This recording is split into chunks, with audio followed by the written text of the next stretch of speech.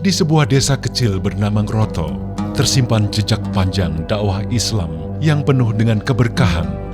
Desa ini menjadi saksi perjalanan para aulia dan ulama, serta rumah bagi makam dua wali besar yang namanya harum hingga kini, Syekh Abdurrahman Ganjur dan Syekh Sirajuddin. Syekh Abdurrahman Ganjur adalah putra seorang ulama dari Persia, Timur Tengah. Beliau hidup pada masa Wali Songo dan mendapat gelar Syekh Abdurrahman Ganjur Goddo Mustoko.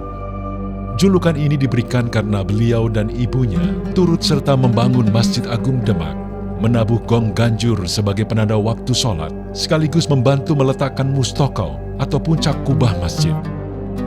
Diriwayatkan beliau juga pernah dipercaya sebagai panglima perang pada masa itu.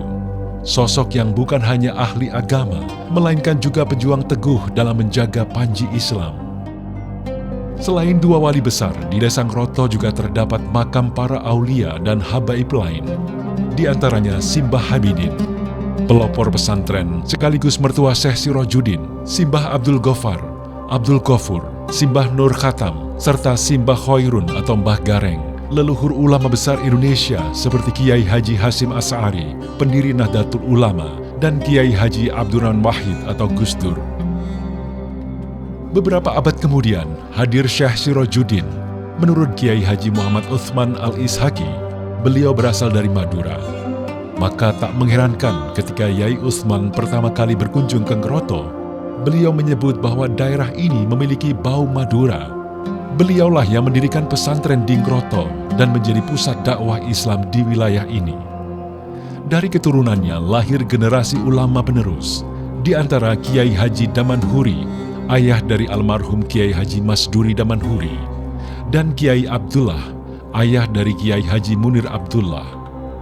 Hingga kini, warisan Syekh Sirajuddin tetap terjaga melalui dua pesantren, yaitu Pondok Pesantren Utsmaniyah yang kini diasuh Kiai Haji Ahmad Faturosat, serta Pondok Pesantren As-Salafi Miftahul Huda yang diasuh Kiai Haji Munir Abdullah.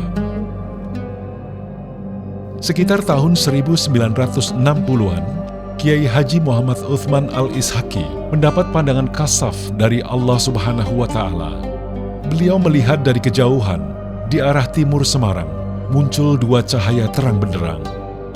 Setelah ditelusuri dengan bertanya kepada Mbah Sirat, yaitu famili dari beliau yang bertempat tinggal di Grobogan, cahaya itu ternyata berasal dari makam Syekh Abdurrahman Ganjur dan Syekh Sirajuddin di desa Ngroto. Tidak lama kemudian, Yai Utsman datang ke Ngroto. Beliau beberapa kali hadir dalam Haul 1 Muharram atau Haul Suro yang digelar para masyayikh Ngroto bersama ulama sekitar. Acara ini juga kerap dihadiri para ulama besar seperti Kiai Haji Muslih Mranggen, Kiai Haji Masruhan, Kiai Haji Sirat Tanggung Harjo, dan para mursyid thariqah lainnya. Pada Haul tahun 1966, Yai Utsman berjumpa dengan Kiai Abdullah dan Kiai Haji Masduri Damanhuri. Beliau berpesan kepada Yai Masduri agar jika suatu saat terjadi sesuatu, segera berkirim surat ke Surabaya. Sebelum berpamitan, beliau sempat dawuh, "Di Ngroto ini sudah banyak kehilangan dalang. Masih ada satu dalang, tapi letaknya jauh." Tidak berselang lama, pada akhir bulan Muharram, Kiai Abdullah wafat. Mengingat dawuh sebelumnya, Yai Masduri pun segera mengirim surat kepada Kiai Haji Muhammad Utsman Al-Ishaqi di Surabaya. Balasan pun datang, berisi pesan agar Yai Masduri segera sowan.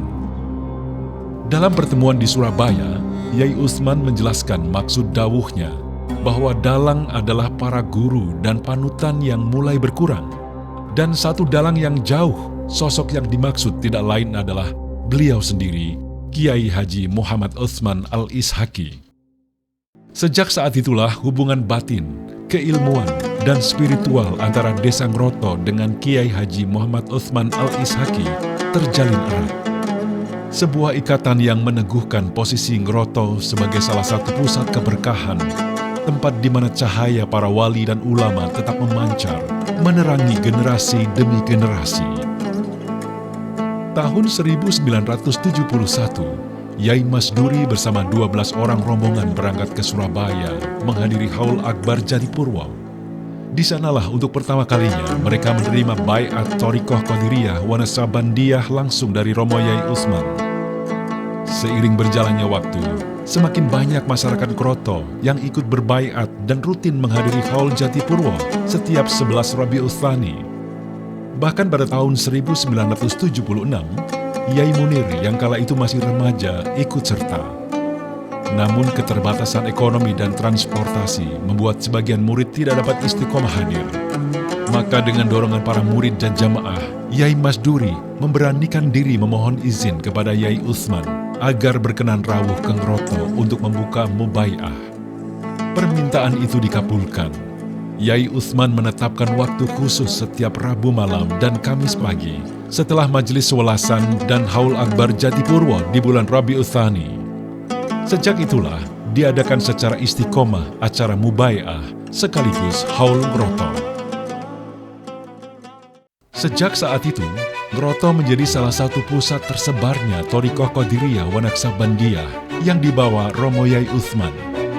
Setelah Kiai Haji Muhammad Utsman Al-Ishaqi wafat, estafet dakwah dilanjutkan oleh putra beliau, Hadratus Syekh Kiai Haji Ahmad Asrari Al-Ishaqi. Dari beliaulah kemudian lahir majelis-majelis dzikir, Maulidur Rasul, dan Haul yang menyebar luas di Jawa Tengah melalui wadah perkumpulan Jamaah Al-Khidmah Indonesia. Demikianlah sejarah Haul Ngroto bukan sekedar tradisi, melainkan anugerah besar yang telah Allah takdirkan. Ia adalah perjodohan ruhaniah yang terjadi melalui tangan para wali Allah, Syekh Abdurrahman Ganjur, Syekh Sirajuddin, Kiai Haji Muhammad Utsman Al-Ishaqi, dan Hadratus Syekh Kiai Haji Ahmad Asrari Al-Ishaqi. Kami memohon maaf atas segala kekhilafan dan kekurangan dalam penulisan sejarah singkat Haul Ngroto ini. Semoga Allah Subhanahu wa Ta'ala melimpahkan rahmat dan keberkahannya, serta menjadikan kita hambanya yang saleh, dan kelak dikumpulkan bersama para guru, para aulia, dan salafunas solih. Amin ya Rabbal Alamin.